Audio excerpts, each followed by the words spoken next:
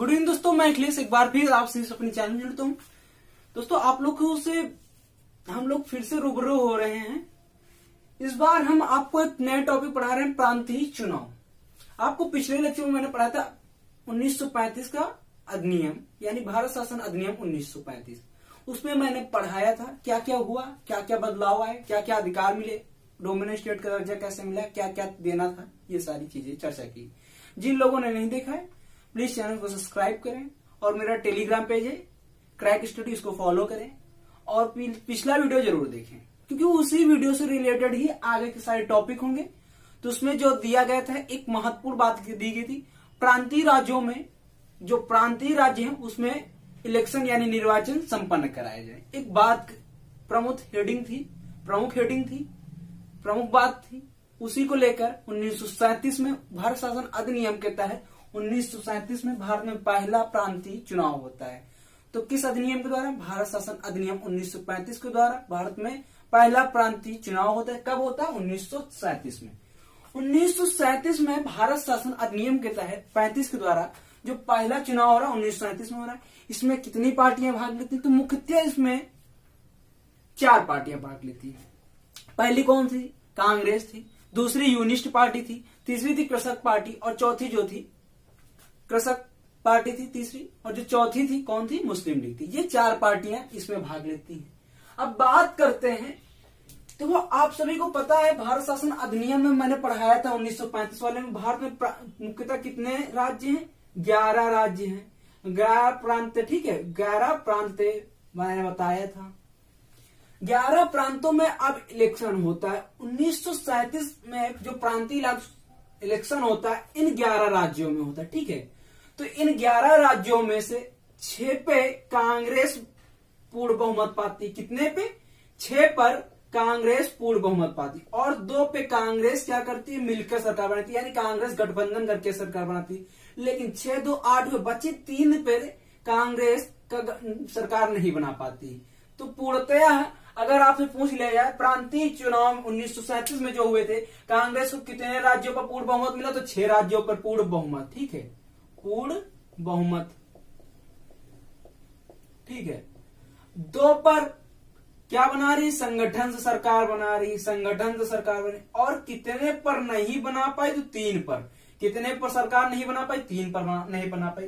देखो, आपको सभी को पता है, नो डाउट इस समय 1935 के आसपास जो था, कांग्रेस एक बहुत अच्छी संगठन बनकर उभरी। ठीक है, देश का प्रथम सर्वोच्च नेतृत्व कौन कर रही थी? कांग्रेस पार्टी कर रही थी। यानी देश का अगर सर्वोच्च नेतृत्व देखा जाए तो कांग्रेस पार्टी ही कर रही थी। ठीक है, तो कांग्रेस कौन कौन से राज्यों में पूर्ण बहुमत लेकर आई, वहां के सीएम कौन बने, ये सब के बारे में बात करते हैं। तो पहला जो पूर्ण बहुमत सरकार कांग्रेस लाई, संयुक्त प्रांत, जिसको 1937 में इलेक्शन हुआ संयुक्त प्रांत, जिसको हम प्रेजेंट टाइम में किस नाम से जानते हैं? उत्तर प्रदेश। ठीक है, आपका उत्तर प्रदेश, यूपी संयुक्त प्रांत था। इस समय बहुत बड़ा प्रांत था और इसका जो मुख्यमंत्री बने, कौन बने? गोविंद वल्लभ पंत। यानी कि जो संयुक्त प्रांत था, कांग्रेस का पूर्ण बहुमत आया और इसका मुख्यमंत्री किसको बनाया गया? वल्लभ पंत को, गोविंद वल्लभ पंत को। उसके बाद मध्य प्रांत, जो प्रेजेंट टाइम का हमारा मध्य प्रदेश है, इसी को मध्य प्रांत कहा जाता था। और इसमें कौन बने? रविशंकर शुक्ल। ये कितने? ये सारे जो हैं ये क्या है? सीएम है।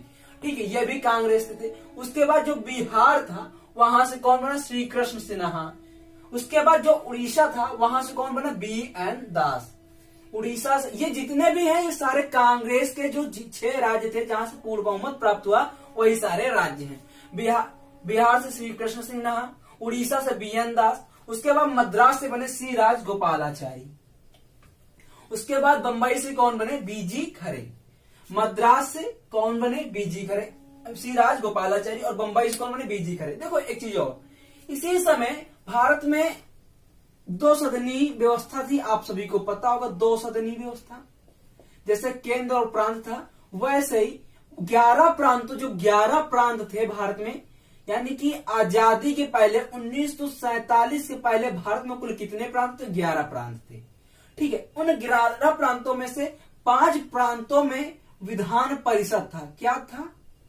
विधान परिषद। 11 में से कितने राज्यों में विधान परिषद था? 5 राज्यों में विधान परिषद था। इन 5 राज्यों में भी 1937 के अधिनियम यानी प्रांतीय चुनाव के तहत ही इलेक्शन कराया गया। जो ये विधान परिषद थे इनमें भी इलेक्शन हुआ, और नो डाउट कांग्रेस ने बहुत अच्छा यहां पर भी अपना भौकाल दिखाया, बहुत अच्छा प्रोत्साहन किया, बहुत अच्छा अपना दिखाया जौहर, ठीक है। और जो मद्रास थे 46 सीटों में, मद्रास में 46 सीटों में 26 सीटें जीत गई कौन? कांग्रेस। जो 5 राज्य थे उनमें से मद्रास में सबसे ज्यादा 46 सीटें थी, उनमें कितनी? 26 सीटें जीतकर कांग्रेस आ गई, ठीक है। तो फिर से देखो, संयुक्त प्रांत में गोविंद वल्लभ भाई पंत, ठीक है। उसके बाद मध्य प्रांत में रविशंकर शुक्ल, बिहार में श्री कृष्ण सिन्हा, उड़ीसा में बीएन दास, मद्रास में सी राजगोपालाचारी, बंबई में बीजी खरे। उसके बाद कांग्रेस गठबंधन सरकार, जो 2 राज्यों में कांग्रेस ने गठबंधन की सरकार बनाई वो कौन कौन से थे उनके बाद देखते हैं। तो पहले थे जो पश्चिमोत्तर में कौन? खान साहब। पश्चिमोत्तर एरिया कौन सा था? जो सिंध के बाद और भारत की एरिया में आता है, जो मतलब सिंध भी भारत में उस समय था, लेकिन अब सिंध का जो मोस्टली हिस्सा कहां पे, उस सिंध कहां चला गया? पूर्णतः सिंध पाकिस्तान में चला गया, ठीक है। तो सिंध से जुड़ा हुआ भाग था जो अब प्रेजेंट टाइम में जिसको हम अपना पश्चिम का भाग कह सकते हैं, पश्चिमोत्तर उस समय कहलाता था। क्या कहलाता? पश्चिमोत्तर। पश्चिमोत्तर में किनकी सरकार बनी? खान साहब की। यह कांग्रेस से संगठन करके यानी कांग्रेस से गठबंधन करके बनी थी। पश्चिमोत्तर में किसकी बनी सरकार बनी? खान साहब की। उसके बाद असम में बनी शाह-उल्लाह खां की। असम में भी कांग्रेस ने गठबंधन किया शाह-उल्लाह खां, लेकिन शाह-उल्लाह खां कुछ समय बाद क्या दे देते हैं? इस्तीफा देते हैं। और इनके बाद कौन बनता है?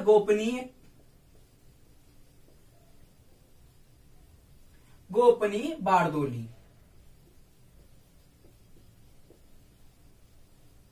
कुछ समय बाद शाह-उल्लाह खां क्या असम के जो मुख्यमंत्री बने थे, शाह-उल्लाह खां इस्तीफा देते थे। उसके बाद कौन बनता है? गोपनीय बारदोली।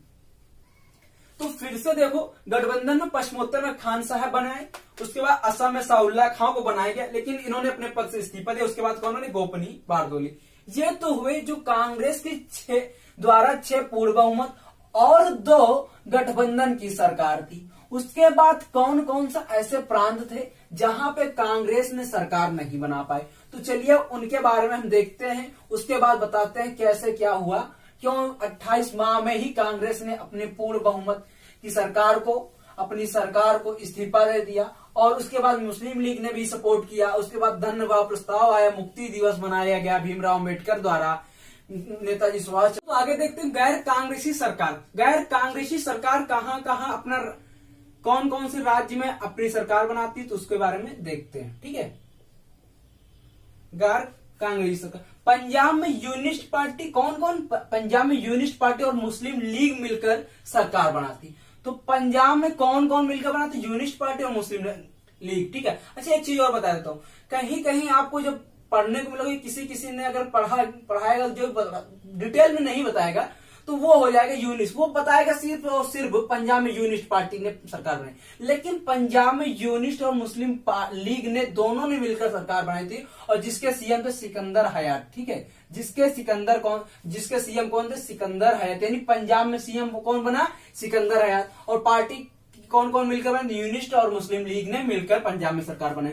उसके बाद बंगाल में कौन बना? मुस्लिम लीग और कृषक प्रजा पार्टी। जो फजल उल हक हैं ये सीएम बनते हैं कहां? बंगाल में। और ये जो कृषक प्रजा पार्टी के हेड हैं, यानी फाउंडर ऑफ कृषक प्रजा पार्टी फजल उल हक,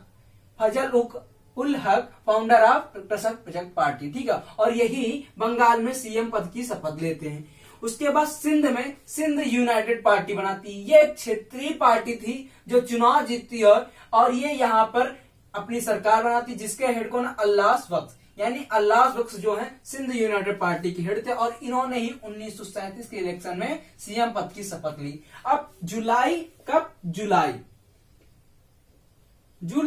1937 में सारे मंत्रिमंडल अपने पद से शपथ ले लेते हैं, और उसके बाद ये जब 11 राज्यों में इलेक्शन हो जाते हैं प्रांतों में, उसके बाद देश के हित में अपने प्रजा हितैषी कार्य करने लगते हैं। यानी कि जितने भी लोगों थे रिहा करने लगे, जो जेल में बंद थे उनको रिहा करने लगे, किसानों के लिए कर माफ करने लगे, छूट देने लगे, ऐसे कई सारे काम अपने करने लगे।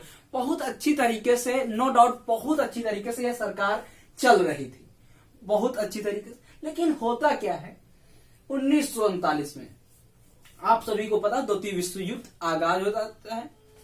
जर्मनी जो होती है आक्रमण कर देती है, उसी के तहत जर्मनी क्या आक्रमण कर देती है। उसके बाद जो ब्रिटिश सरकार थी यानी ब्रिटेन जो था, ब्रिटेन क्या कहता है कि जो भारत की आर्मी है वो भी हमारे साथ है, और वो भारतीय सैनिकों को इन्वॉल्व कर लेता है। किसमें इन्वॉल्व कर लेता है? द्वितीय विश्व युद्ध में। ठीक है, भारतीय सैनिकों को इन्वॉल्व कर लेता है यानी मिला लेता है द्वितीय विश्व युद्ध में। इससे कांग्रेस पार्टी जो होती है, जो सबसे बड़ा दल उभर के आता है 1937 में प्रांतीय निर्वाचन के क्षेत्र में, वो विरोध प्रदर्शन करता है यानी विरोध करता है। हालांकि इसमें गांधी जी कहते हैं कि नहीं हम सपोर्ट करेंगे, यानी कि गांधी जी का मन था कि 1939 में जो द्वितीय विश्व युद्ध हो रहा है उसमें हम ब्रिटेन का सपोर्ट करेंगे। लेकिन पंडित जवाहरलाल नेहरू, सरदार वल्लभ भाई पटेल, ठीक है, और हमारे नेताजी सुभाष चंद्र बोस, इन कई सारे नेताओं ने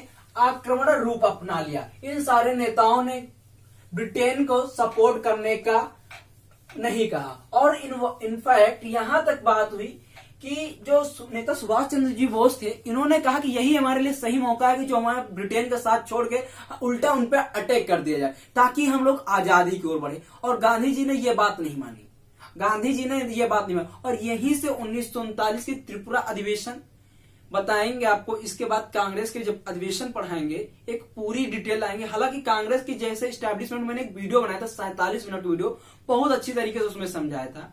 47 मिनट का वीडियो है कांग्रेस की स्टैब्लिशमेंट करते हुए पूरे अधिवेशन मैंने शुरू से लेकर आखिरी तक जितने मुख्यता थे सारे बताए थे। ठीक, उसमें भी कहानी बताई थी, फिर से बता देता हूं। यहीं पे गांधी जी और नेताजी सुभाष चंद्र बोस के बीच में आपस में बहुत सारे मतभेद हो जाते हैं और वो त्रिपुरा अधिवेशन छोड़ छाड़ चले जाते हैं। इसके बाद डॉक्टर राजेंद्र प्रसाद उनको त्रिपुरा अधिवेशन के अध्यक्ष बनते हैं। ठीक है, यह हालांकि दूसरी कहानी है, यहां आएगा तो बहुत लंबी हो जाएगी। ठीक है, अगर आपको समझना है तो इंडियन नेशनल कांग्रेस जो मैंने पढ़ाया उसको देखिए, बहुत अच्छी तरीके से पढ़ाया है। आई होप उससे बाहर कभी क्वेश्चन नहीं पूछेगी, इनफैक्ट यूपीएससी तक कभी बाहर क्वेश्चन नहीं पूछे जाए।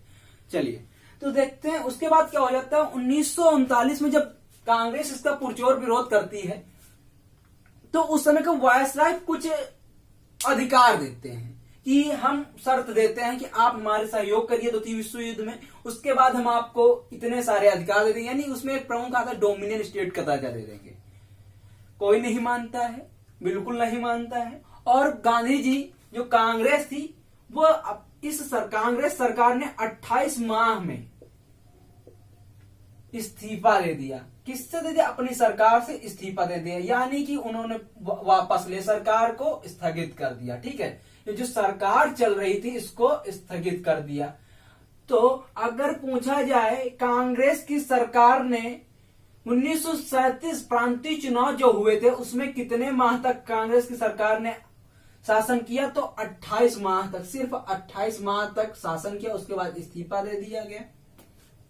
ठीक है, तो यही मुख्यतः क्वेश्चन बनता है। अक्टूबर 1939 में इस्तीफा दे देते। ठीक है, कहीं कहीं नवंबर भी लिख के आता है, तो आप अक्टूबर और नवंबर कुल मिलाकर 28 माह तक चलती है, चाहे अक्टूबर आए चाहे नवंबर आ जाए। ठीक है, 28 माह तक कांग्रेस की सरकार शासन करती है। ठीक है, उसके बाद इस्तीफा दे देती है।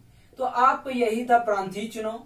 उसके बाद क्या क्या हुआ इन सब, गांधी जी इसका पुरजोर विरोध करते हैं। गांधी जी समझ जाते हैं कि जो कांग्रेस के प्रमुख लीडर और भी हैं, जैसे सरदार वल्लभ भाई पटेल, ठीक है, कई सारे नेता थे, पंडित जवाहरलाल नेहरू, इन लोगों ने भी इसका सपोर्ट नहीं, यानी गांधी जी का सपोर्ट नहीं किया। वो समझ जाते हैं कि अब ये हमारी कांग्रेस में यहां पर चलने वाली नहीं, इसीलिए उन्होंने विरोध का जरिया अपनाया। ठीक है, विरोध का जरिया, लेकिन उन्होंने सुभाष चंद्र बोस की बात को नहीं माना कि हमें इसी वक्त ब्रिटेन पे आक्रमण कर देना चाहिए। ठीक है, उन्होंने पंडित जवाहरलाल नेहरू, सरदार वल्लभ भाई पटेल की समर्थन किया और उन्होंने सरकार से इस्तीफा दिया।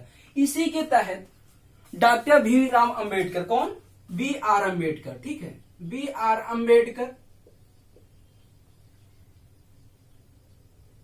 ठीक है, और मुस्लिम लीग, किसने? मुस्लिम लीग, इन दोनों ने क्या किया? 22 दिसंबर 1939 को मुक्ति दिवस के रूप में मनाया। 22 दिसंबर 1939 को किस रूप में मनाया? मुक्ति दिवस के रूप में मनाया, मुक्ति दिवस के रूप में। तो यह पूछा जाता है इतिहास में कि क्वेश्चन मुक्ति दिवस कब मनाया? तो 22 दिसंबर 1939 को मनाए थे। ठीक है, किसने किसने मनाया? बी.आर. अम्बेडकर मुस्लिम लीग ने मिलकर मनाया। ठीक है, तो ये हुआ आपके ये सारे क्वेश्चन है। अगर दोस्तों वीडियो अच्छा लग रहा है तो प्लीज चैनल को लाइक करें, शेयर करें, सब्सक्राइब करें। थैंक यू दोस्तों, बाय, गुड नाइट, जय हिंद दोस्तों।